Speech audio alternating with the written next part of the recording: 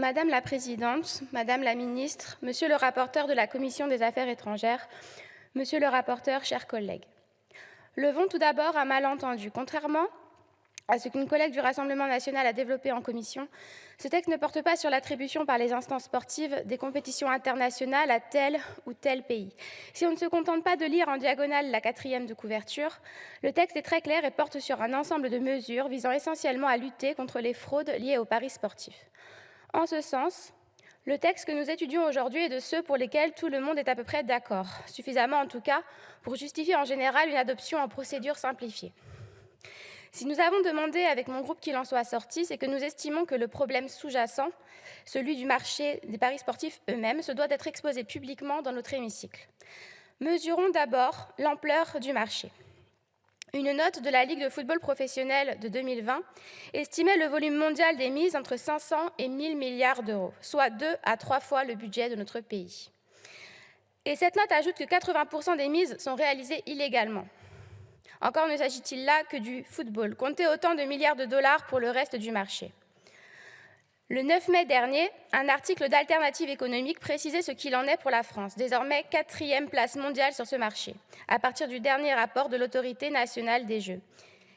Les mises en ligne ont bondi en un an de 47,4% pour un montant de 7,84 milliards d'euros et un produit brut des jeux de 1,35 milliard d'euros. Un magot que se partagent une quinzaine d'opérateurs, presque tous basés à Malte, ce petit paradis fiscal. La question qui se pose, c'est à quel prix? Selon l'Observatoire des jeux, le profil type du parieur est un homme à 85%, jeune, 2/3 ont moins de 34 ans, appartenant à un milieu modeste, avec des revenus plus faibles que la moyenne et le plus souvent au chômage. Les risques de surendettement et de dépendance aux jeux sont largement documentés par l'Observatoire français des drogues et toxicomanies, qui estime à 40% la proportion de jeunes de 17 ans ayant parié au moins une fois en 2019. L'illusion d'avoir prise sur le hasard par une connaissance du sport concerné, illusion d'autant plus forte que justement ce marché mondial est source de tricherie où la glorieuse incertitude du sport se noie dans les eaux glacées du calcul égoïste, le marketing ciblé des opérateurs, l'immédiateté d'accès par un simple smartphone permettent à ce nouvel opium du peuple de prospérer sur le dos des classes populaires et dans un océan d'hypocrisie dont nous devons tous avoir conscience. Hypocrisie des opérateurs qui promettent de grosses cotes, de gros gains et un fort respect à ceux qu'ils plument sans vergogne. Hypocrisie de l'État qui empoche 7,5% des mises au passage en se contentant d'imposer aux publicitaires de mentionner rapidement les risques sans interdire ces publicités elles-mêmes. Hypocrisie des législateurs qui, le 12 mai 2010, ont permis au motif de régulation du secteur l'ouverture à la concurrence, c'est-à-dire la dérégulation la plus totale.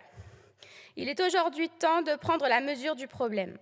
Outre le phénomène d'addiction qui entraîne des surendettements, outre les atteintes à la probité sportive que je vous ai déjà mentionnées, nous pourrions discuter également du blanchiment d'argent issu de petits ou gros trafics.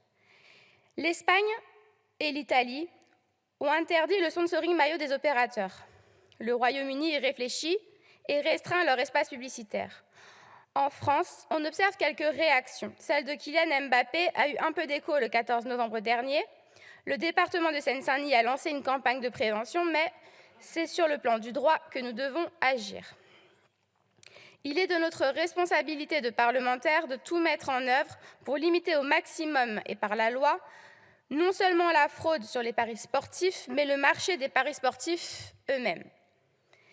Nous avons affaire à de véritables sociétés mafieuses que nous ne pourrons pas combattre si nous continuons de transiger avec elles par faiblesse ou par intérêt.